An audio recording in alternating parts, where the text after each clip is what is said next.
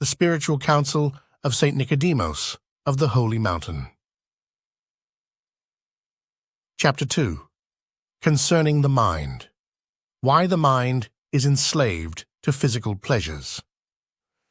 There are two reasons why the mind was enslaved to physical pleasures. The first and main reason is the fact that after the disobedience of Adam, his body received the whole of its existence and constitution from physical pleasure that is impassionate and irrational. Henceforth, man is sown with physical pleasure. He is conceived with physical pleasure, and he grows and matures in the womb until the time of birth with physical pleasure. This is what the prophet David was referring to when he wrote, "Behold, I was brought forth in iniquity, and in sin did my mother conceive me." The second reason, which follows the first, is the fact that even after birth man is nurtured with physical pleasure. Throughout the early years of childhood, and to a greater degree even during the 9 months of pregnancy, the power to reason is not developed, and the mind is unable to utilize the senses of the body in order to activate its own energy and be preoccupied with its own rationality and spiritual delight. Consequently, only the body utilizes these senses, and not merely for its necessary nourishment, but also for its impassionate pleasure. And to make things worse, the body even draws the mind itself, being still imperfect and indiscreet, to the same physical pleasure, thereby enslaving the mind to physical pleasure. The saintly Theodore of Jerusalem spoke to this point in his most philosophical treatise. Because the mind is prepossessed by sense perception, we have the duality of desire and anger. These are irrational tendencies, and under the influence of nature and not of reason, becoming a habit in the soul that penetrates all the parts of our being and is difficult to uproot. Thus the order is reversed. In other words, the physical senses are complete and strong, while the mind is not yet active. In fact, the mind is observed to be imperfect, although it is actually powerful. Consequently, the mind can be charmed to consider these physical things as good, in the very same way that they are considered by the bodily senses. Thus, the faculty of reason, which is intended to rule, is made subservient to the senses, and we have the better, being enslaved by the worse. This is why evil is older than virtue. St. Gregory of Nyssa seems to be in agreement with Theodore of Jerusalem. The faculty of bodily sense comes into active being simultaneously with the first birth, while the mind must await until the appropriate age to start up.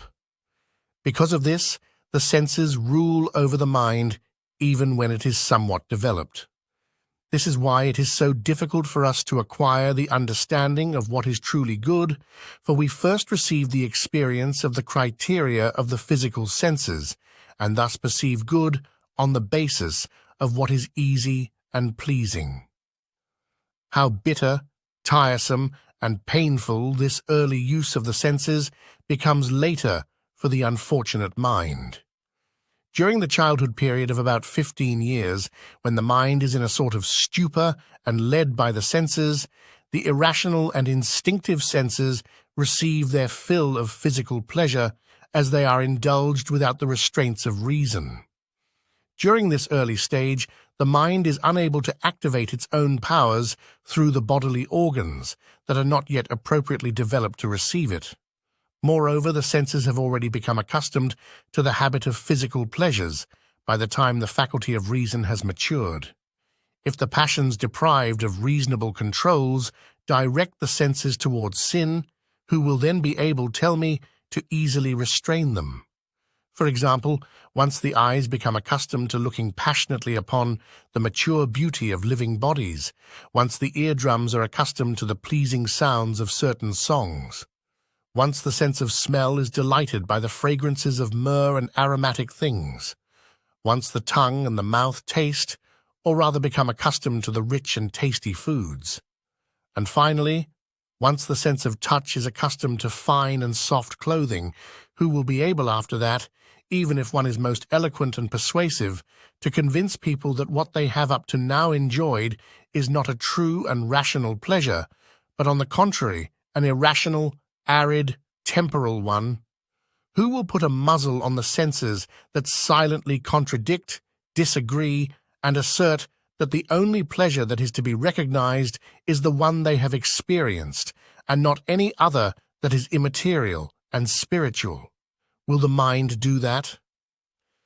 Unfortunately, while the mind knows that such pleasures are appropriate to irrational animals and not to itself, it cannot bring about this change.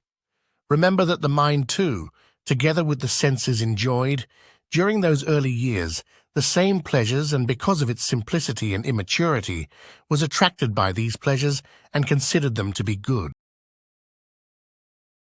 Thus the mind appears to be in a state of narcosis, or rather bound by the five senses, as by 5 steel cables. In this condition, the mind suffers and is troubled, because it sees that while it is really the ruler of the body, it has become its slave. And yet, whether it wants to or not, the mind tends to join the senses in enjoying physical pleasures. Who then will be able to convince these physical senses to change this situation? Can the constitution of our imagination and inner understanding do this?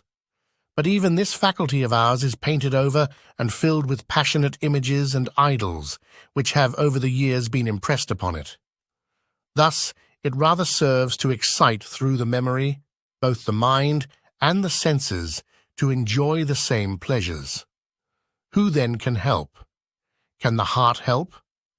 Unfortunately, even the heart is filled with desires and drives that have been accumulated there over many years.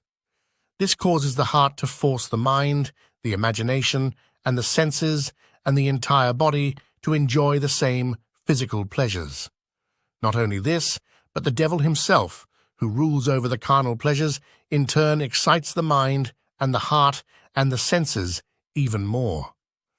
The Holy Fathers have said that the devil, though bodiless, finds his pleasure in enjoying the bodily pleasures of men.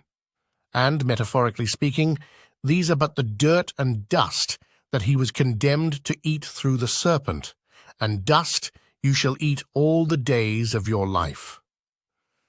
St. Gregory the Senate wrote on this point, "Humanly speaking, because the devils lost their angelic joy and were deprived of divine pleasure, they have acquired a sort of materialistic nature through their physical passions, and suffer to eat, as we do, the dust of the earth."